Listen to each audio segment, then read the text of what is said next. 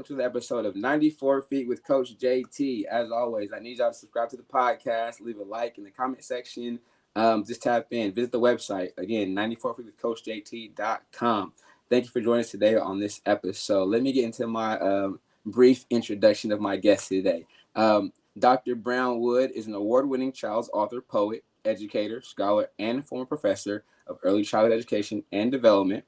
Her first children's book, Imani's Moon, won the NAESP Children's Book of the Year Award and was featured on Stephen Colbert's The Late Show. And her second book, Grandma's Tiny House, Accounting Story, won the CELI Read Aloud Book Award. She also has several poems published in Highlights for Her Kids, highlights five various poetries and anthologies. Hope I pronounced that right. Anthologies. If that's not right, we'll correct that. And she has published over 20 books, including the popular picture book series Where in the Garden, a New York Times Bestselling book, Why Not You, which she collaborated with Ciara and Russell Wilson. And her chapter book series Love Puppies. Janay lives in California with her husband and her daughters and their turtle Theodora. All right, none other than Janay Brown Wood. Dr. Janay Brown Wood. How you doing? I'm so good. Thank you for having me today. I'm excited. Thank you very much for being here. And some context behind us.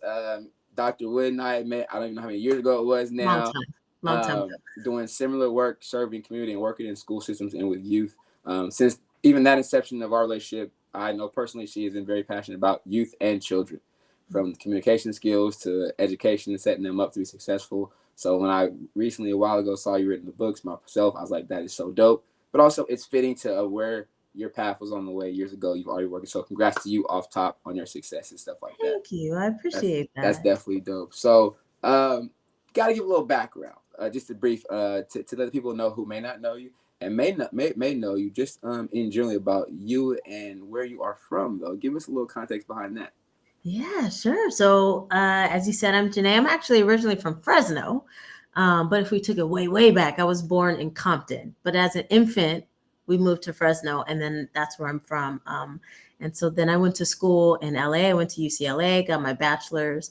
Then I moved up here to Sacramento, got my master's degree in child development and my PhD in education, and have been living in Sacramento for quite some time. So I think that's when you and I met. I don't know if I got my master's already. No, I think I was working on it during the time that you and I worked with youth.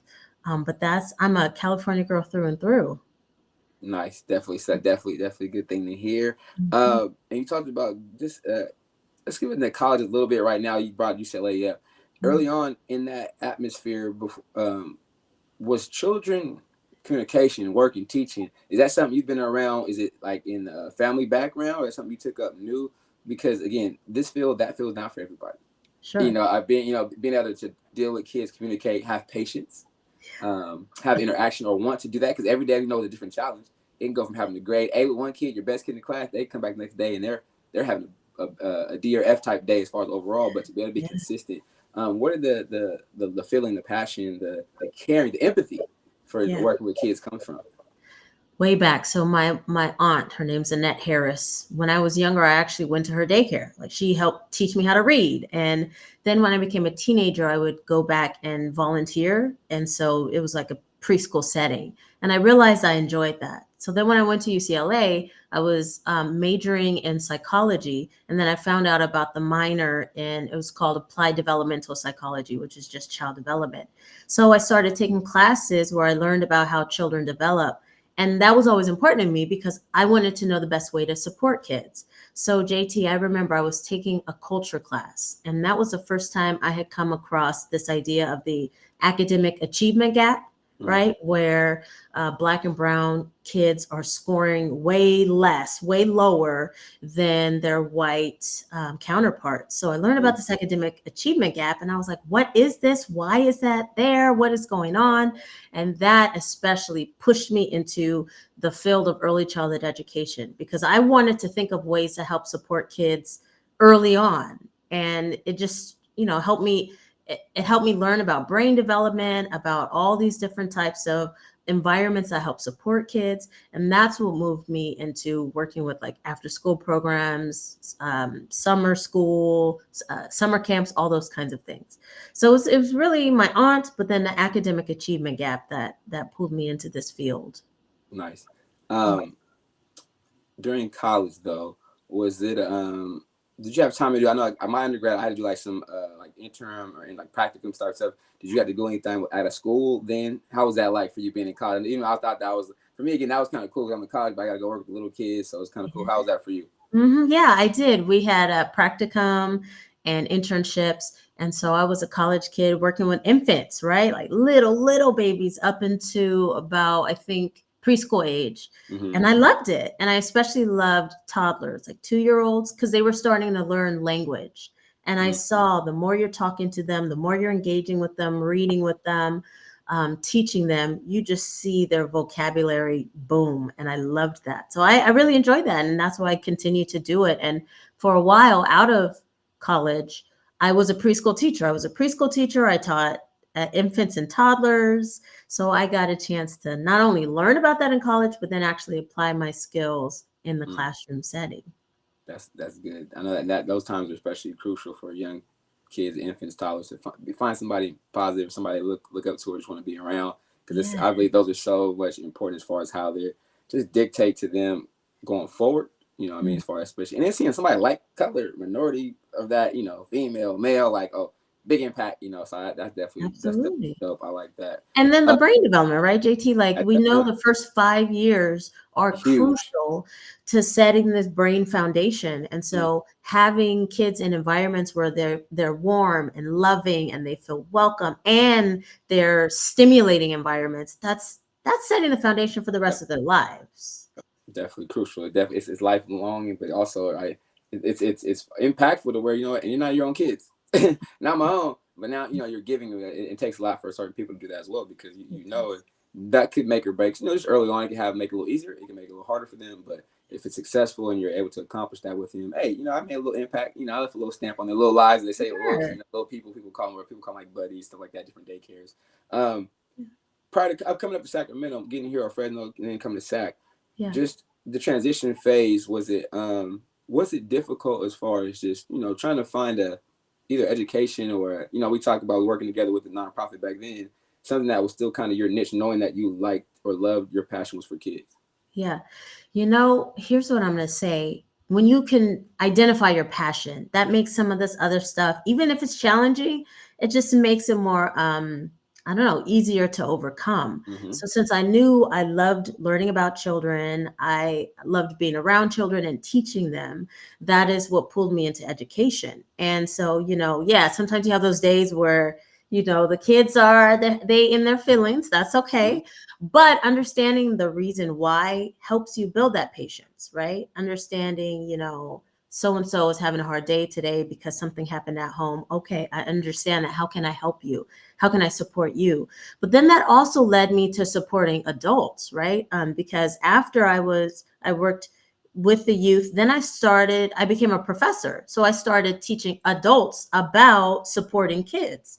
So Mm. I was a professor in early childhood education. And so these were up and coming preschool teachers, infant toddler teachers, K-12 teachers, but also parents. So then I felt like I was having an even bigger impact because I was helping them understand why their children do what they do and how to support them.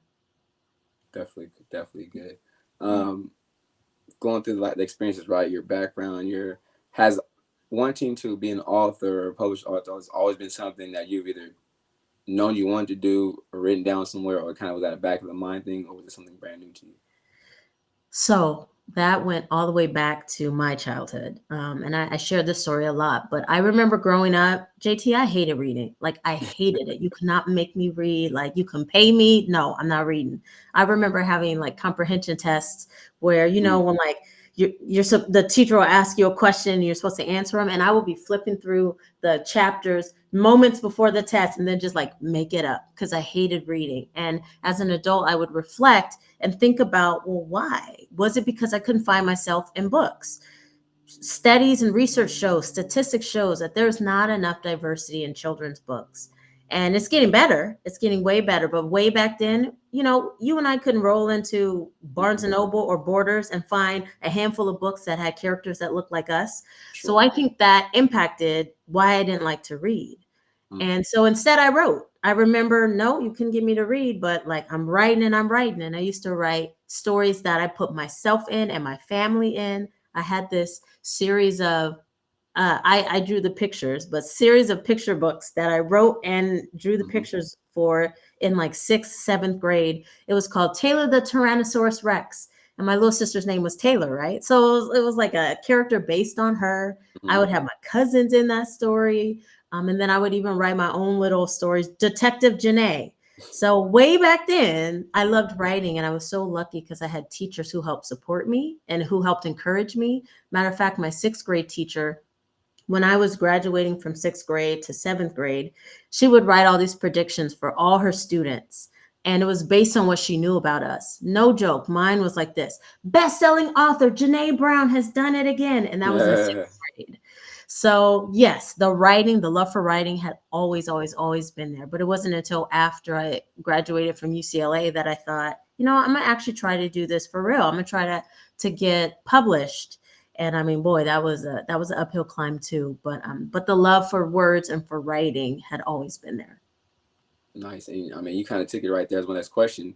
To get the first one out the way, like, what was that like to actually, you know, I mean, you get the first one, the concept, yeah, probably sure was already there, stuff, thoughts, but to actually get started or get published, just and briefly, I know I'm sure it's a real extensive, but I would love to know a little bit about just like what it like for you. One, as we talk about mental health too, all right, mentally doing that, but also just the look. People may, again, they see the end result, right? They don't see the unseen hours. They don't see you up at night or somebody calling you saying nope, can't do it, or email saying no, that's not good enough. What was that process like for you? Yeah, no, that process. I'm trying to move like behind me right Go ahead, here. you can grab me. Yeah, I see it. That's Imani's Moon. That's my first book. Okay. It took 8 years from the idea to actually holding the published book in my hand. And I tell kids this story all the time because I try to remind them of perseverance. For the things that you want, it's going to be hard. You're going to have challenges, but you can't let that stop you. And so that 8 years included me writing the story, revising it, sending it out to publishers, and getting so many no's. Like, nope, nope, nope, nope, nope. 8 years until finally I got that yes. And the way that I got my first contract was through a contest. And that contest, the prize was, you know, a contract for a published book. But it was tough. And it's really, when you get so many no's after you've sent out to all these places, it's hard not to just be like, you know what, maybe I'm not cut out for this. Maybe I'm not supposed to do this. So it's easy to let all those doubts stop you. But I believed in my work so much, and I believed in my story so much that I was like, no, forget this. I remember even hearing people say, you should self-publish, like just do it on your own. And I was like, no, I believe in this. And so I'm so glad that I did now. Like you said in the introduction, I've got 20 books already published, and this year 7 more are publishing, and I got contracts for next year and the year after. I just feel like I'm just getting started, you know. Yeah. But thank goodness I had that perseverance, that I believed and I had a passion for it, and I didn't let the no's stop me. And even now, I have an agent. She sends out my work, and we still get a whole bunch of no's. But I understand that that's a part of the process, and I don't let that stop me. That's super dope. Damn, that's a lot of books. Like you on it. You don't, like you said, you've been writing though. That's a lot of books. But again, you have that, like music, right? You have that catalog.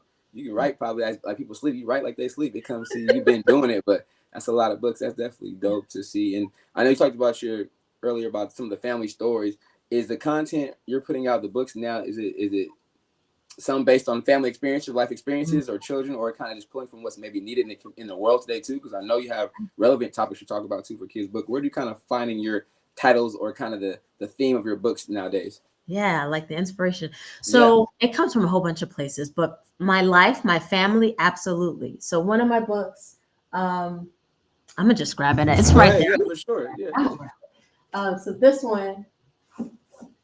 one's called "Shh, the baby's asleep." It's about this big old family who finally got the baby to sleep, and everybody's like, "Shh, right? Don't wake the baby." Pretty much.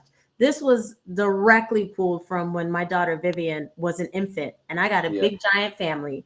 And I'm like, I'm gonna need y'all to quiet down because I just got her to sleep. So Right. that was the inspiration for that one. And then this one, Grandma's Tiny House, this is pulled again straight from my family. So my dad at one point had 13 living siblings, and we would go over grandma's house for Thanksgiving.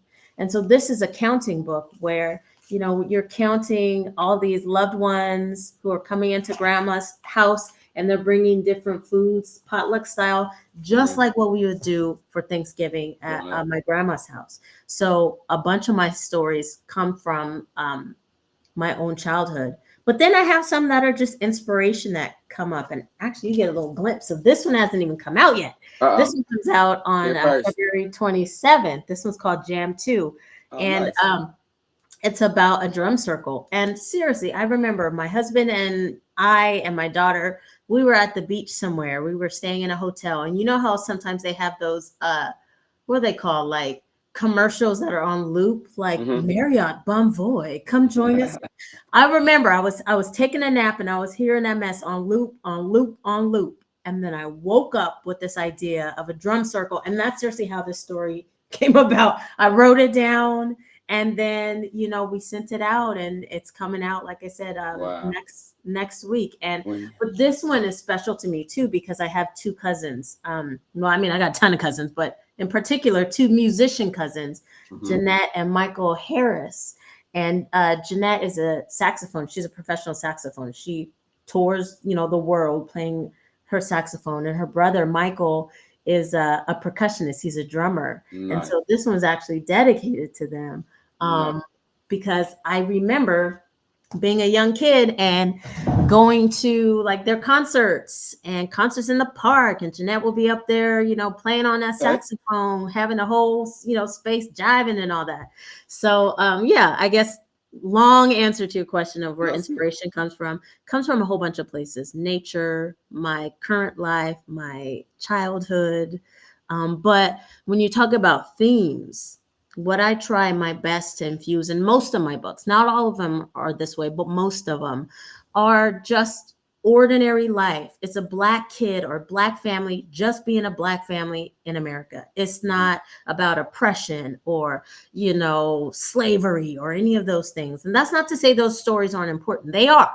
But when I think back about, again, when I was a young kid, those are the majority of the books that I could find that had characters that look like me. And I don't want to read about civil rights. I don't want to read about slavery. I don't want to read about oppression. So I try to capture joy in my stories of just, again, Black families, Black kids just doing their thing, whatever it is. But again, just with this like cheerfulness and love and togetherness and happiness. I mean, not to say that I won't also write nonfiction stuff, because I do. I have like a little golden book on Harriet Tubman. But the majority of my books are just like, I'm just trying to infuse joy and the narrative for you know, African Americans in this country, that we are more than just oppression. We are more than just our difficult circumstance. We are joyful and happy and loving and a community as well. So definitely nice. Definitely, it's definitely needed as well, but definitely see it now coming out frequently. You got them. It's not just a one-time thing. They popping off. So next week, that's a big deal. So will those books be up for purchase online, or while we talk about right now, where can people find your information, buy a book, all that? Anywhere books are sold, you can find them. Like you can find them Barnes and Noble, Amazon. You can find them at independent bookstores. I'm always trying to push independent bookstores, you know what I mean? But if you do that, often you can order them and then have them come through. Like I think of Underground Books, for example, in Oak Park, or something like Ruby's Books in Folsom, or Wild Sisters Books in Sacramento. If you reach out to them, you can order them that way. And also sometimes I have events all throughout the community, and you can purchase them in those places too. But really, anywhere books are sold, you should be able to purchase them or order them for purchase. Nice, good deal. Let me ask this question: how did the children feel about the books? Because they ask, like, is this me, Mom, or do you tell them, or something like this? How they kind of feel? Are they incorporated into the books? They ask questions about some of the books that may involve family life or them as well. You're talking about like I still have one daughter. You're talking about my daughter? Yeah. Yeah. So for the longest, I think it still is, her favorite book is this one. Amara's farm, Amara's Farm. because she sees this little girl and she sees herself in this little girl. So Mm-hmm. often Vivian is rocking the two puffs, like she loves it. So um I, I feel like because I didn't have that as a young kid, I couldn't find myself in a book like that. That I'm trying to make this world for her where she can and her Mm-hmm. kids can, and so many of our little black and brown kids can. Mm-hmm. So Amara's farm is her favorite. But she, I don't know, she just connects. She connects to my stories. I think one because like she hears early versions of it. Mm-hmm. She probably get tired to hear mommy's stories, but she hears early versions of it, and she just is a reader herself, and so I've worked really hard to make sure that there's this love and this positive association with literacy Mm-hmm. and books, whether it's my books or just books in general. So I guess overall, she enjoys. Matter of fact, she likes having an author as a mommy. She's told me that before. That's dope. You know what she be saying, JT? She's like, "Mommy, we're famous." Wait, I was like, wait, we are, yeah, mommy, we wait, famous. wait. So she enjoys that. And it'll be interesting to see if she decides she wants to write herself. She likes drawing pictures. So we'll see if she becomes a storyteller herself. How does that? Well, you kind of hint already, but how does that make you feel? The way she's engaging this and accepting this and taking on as their own kind of thing too. How does that make you feel personally? It makes me feel so excited, especially because it's tied to literacy. Mm, We dope. haven't talked about this part yet, but so I'm Janay Brown Wood, PhD, author, and educator, right? So we hit on like the author piece, but I'm also an educator. I have a Mm-hmm. PhD. I have this extensive background in early childhood education and child development. Um, and so like that educator piece always comes through. And I really try to make sure when I'm in the community that I'm modeling literacy, that I'm talking about the importance of literacy. And then it comes through in my home too with Vivian. Like she's excited about learning and academics. But I take that part of the educator really, really seriously. And really, it's near and dear to my heart. I'll give you an example. So, just this past weekend, so I have this series of community events I'm doing. They're completely free in Mm-hmm. Sacramento. They're called Readers and Eaters, right? And I'm doing it with the Wild Sisters books. And so this is a part of the Where in the Garden series. There's 4 books, and we're going to do 4 events where the kids come out. I share my books, and in these the Where in the Garden series, there's different produce like fruits and vegetables, some Mm-hmm. that the kids are familiar with, and some that they may have never heard of. And then during my Readers and Eaters event, I'll bring some produce out for the kids to taste. So they Mm-hmm. get to like try these different types of fruits and vegetables. And the educator part comes through like now you have now you've learned about a new fruit or vegetable that you may have never even heard of. Now you had a chance to taste it. Tell me things about it. Is it salty? Is it sweet? So that's building Educating them though. vocabulary. So as all those pieces come together, Mm-hmm. right? And I love that part. And then also I can step in the room and talk to your parents about how to support you, or talk to educators and teachers on Mm-hmm. how to infuse diverse books in their classrooms. So I really try to hit all those angles. That's good. I don't Definitely. know if I answered You your did. initial Oh, you did. question. Yes, you did. You Okay. did. That's definitely good. So outside of the number of releases coming this year, anything that you're willing to share that may be up next, or what's on maybe like what's next on your list of okay, I want to be able to do this or get these books in front of certain people, anything like that that you have that you're working on that you may be willing to share with us about like what's up next because Okay. 7 books alone is a lot to me coming out. I don't know if it may be Is easy it? for you to put them, but that seems like a lot. So I'm done for the year, but it's February already. Anything else in the works that you may or that you want to see get done? Yes. What you're doing? So many things. Here's the first thing I want to say. I have a free newsletter that I put out every other month. If you go to my website, which is just www.janaybrownwood.com, at the very bottom of the homepage, you can subscribe to my newsletter. It's free. And in that newsletter, I talk about my upcoming books. I talk about events that I'm doing, but I also give like little snippets about writing for kids or child development or inspirational sort of things.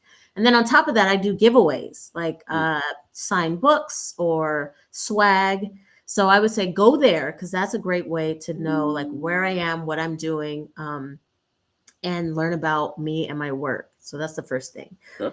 And then two, like I said, I have a bunch of events coming down the pipeline. Like actually next week, I don't know when this will air, but next week on the 27th, I will be moderating a conversation with some big authors down at the Sacramento Public Library through it's called Words Take Wing event. So we'll be talking about the importance of diverse books. That's going on. To celebrate Jam 2, I have some events that I'll be doing with the Sacramento Public Library. Again, free, come through, bang some drums, get books signed, lots of different things. But that's why I'm saying, like, if you subscribe to my newsletter, you can keep abreast of all definitely. of that. She's definitely busy. Make sure, I'll say for you, also make sure if not speaking communication wise, please just tag me and stuff so I can repost it for you as well. Okay. Information always, for sure, always that. Definitely put it on there. Let people see, repost stuff so they can know where to go. Of course, people like free stuff as well, but also it's the education piece of that is very important. The books and the reading and stuff as well. Definitely good. Big props to you, what you're doing. I want to hit on one other book that's coming out. Like I love all my books. Like I'm not picking, but there's one that's coming out that is about Black and brown ballerinas, like little girls in ballet. Because so often we don't get to see ourselves in that space very much. True.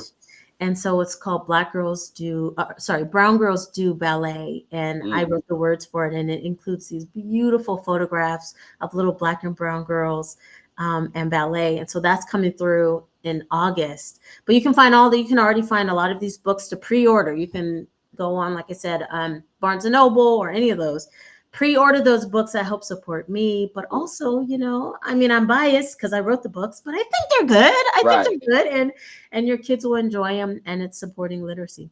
And it's definitely important to read to the little ones, or read with them. No matter how we look at it, reading, they're definitely something they need. So at the end of the shows, I always ask my guests. So in basketball, analogy we use a terms called triple threat, right? Where you can dribble, pass, or shoot the ball. But I ask the guests now too, for you personally though.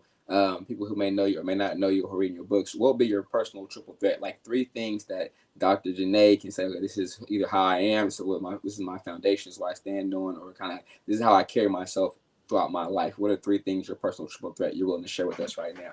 Ooh, let's see. One will be like follow your passions. Figure out what your passions are, follow them, because I think that's where you end up finding careers that are worthwhile and don't even feel like work because you look forward to doing them. So that's one piece. And I did that myself, and I'm so grateful that I did. That's one. Second is like the education piece. I'm going to push that because I have a PhD. Am I saying go out and get a PhD? No. But I'm saying like get your education and learn as much as you can, because that's only going to help you. Whatever career, whatever thing you want to do in your life, education is super important. So I would say that. And then let's see, the third one, family. Like find your family, whether it's blood family or your friends that feel like family, because they can help you through so many of those difficult things, because everybody's lives have challenges. We can't let that stop us. So find your people, hook in with your people, support them and have them support you, because as I said, that's helped me along the way for me too. So I say passions, education, family, triple threat. There it is. There you go. Hey, that's it. You heard it here first. 94 Feet with Coach JT, Dr. Janay Brown Wood. Again, please follow her on all our platforms. Get on that newsletter list so you can keep up to date and attend her events. They are free, but also bring your little ones out, your families out, or if you know people who want books for students and young children, tap in with her. They're definitely going to be colorful, energetic as she is, and real fulfilling. Thank you again. Thank you. Appreciate you. I'll make sure all the information will be as soon as we drop this and post it, tag you, put your information where they can find you. And also, if anybody can't find her, you need to find her through me. Let me know too. I can get you directly to her if needed. You heard it here first, live with Dr. Brown Wood, Coach JT. We're out.